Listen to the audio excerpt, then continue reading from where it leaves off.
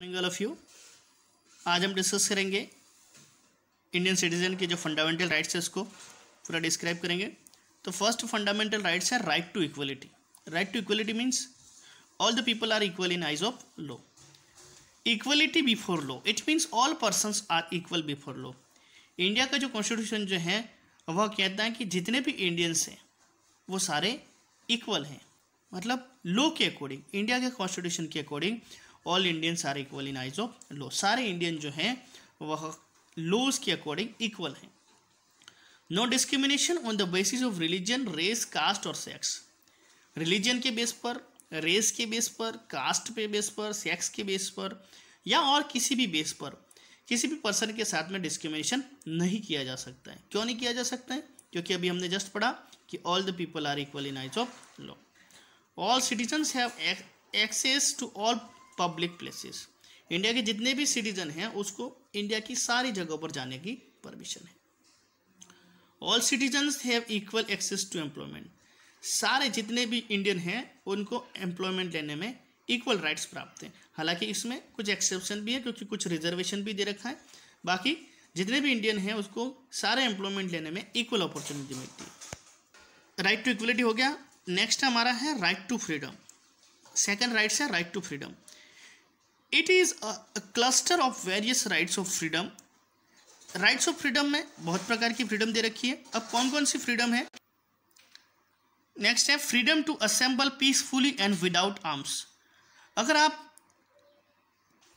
कहीं पर असेंबल होना चाहते हैं, असेंबल का मतलब होता है मीटिंग करना, इकट्ठा होना।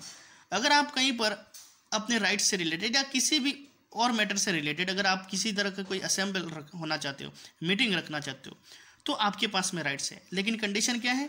वो मीटिंग जो है, जो आपकी जो असेंबली जो है वो पीसफुली होनी चाहिए और उसमें किसी तरह का कोई हथियार नहीं होना चाहिए। विदाउट आर्म्स का मतलब होता है हथियार।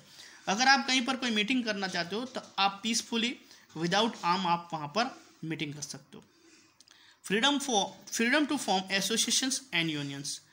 आपके पास में फ्रीडम है कि आप अपना एसोसिएशन बना सकते हैं, यूनियन बना सकते हैं। यूनियन कैसा भी हो सकता है, एसोसिएशन कैसा भी हो सकता है, रिलीजन से रिलेटेड भी हो सकता है, सोसाइटी से रिलेटेड भी हो सकता है, बिजनेसेस से रिलेटेड भी हो सकता है।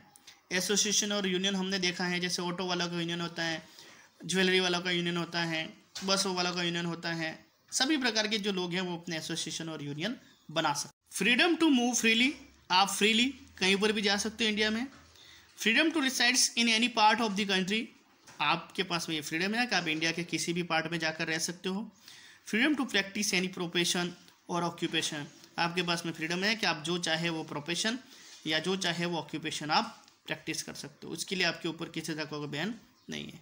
आपको जो भी प्रोफेशन अपनाना है, जो काम करना है, जिस प्रकार का ऑक्यूपेशन करना आप कर सकते हो। थर्ड राइट है हमारा right against exploitation. Right against exploitation it prohibits all forms of force labour. बेगार, इंडिया का कॉन्स्टिट्यूशन कहता है कि हम किसी भी प्रकार की फोर्स लेबर नहीं करा सकते। फोर्स लेबर मतलब बेगार। बेगार जो पुराने ज़माने में चलती थी, जिसमें विदाउट पेमेंट वर्क करना पड़ता था, जिसको बेगार कहा जाता था। तो बेगार समझ में आ गया। बेगार means force labour. Indian constitution prohibits all form of the force labour.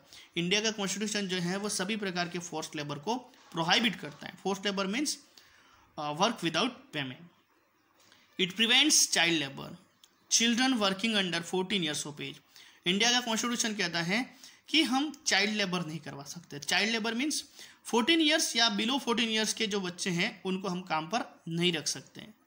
तो चाइल्ड लेबर जो है वो भी एक गैर कानूनी है।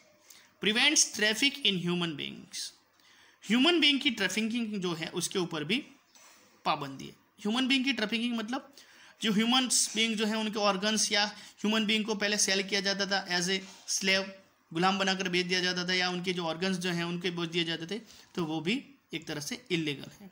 फोर्थ है right to freedom of religion. People have a right to follow and practise and preach any religion of their choice. India के सिटीजन के पास में ये चॉइस है कि वो अपनी मर्जी से रिलीजन को फॉलो करें, उसको प्रीच करें, या अपनी मर्जी से उसको चेंज भी कर सकते हैं। मतलब हम किसी को फोर्स नहीं कर सकते कि आपको यही रिलीजन अपनाना है, कि आपको इस तरह से प्रीचिंग करनी है, कि आपको इस रिलीजन में ही रहना है। इंडिया के सिटीजन जो हैं वो फ्री हैं, तो अपने चाहे तो वो जो मर्जी चाहे उस रिलीजन को फॉलो कर सकते हैं और उसकी प्रैक्टिस कर सकते हैं। Cultural and educational rights, all minorities have a right to conserve and develop their own culture. India में जितने भी माइनॉरिटीज़ हैं, माइनॉरिटीज़ मतलब अल्पसंख्यक, हिंदू रिलीजन जो है वो इंडिया में मेजोरिटी में आता है, और apart except from Hindu religion all religions are including minorities. तो इंडिया में जितने भी माइनॉरिटीज़ जो हैं उन्हें अपने कल्चर और अपने जो राइट और ट्रेडिशन जो है, अपने कल्चर और ट्रेडिशन जो है उसको कंजर्व करने के लिए पूरी तरह से फ्री है। राइट टू कॉन्स्टिट्यूशन रेमेडीज, सबसे लास्ट जो है वो है right to constitution to remedies.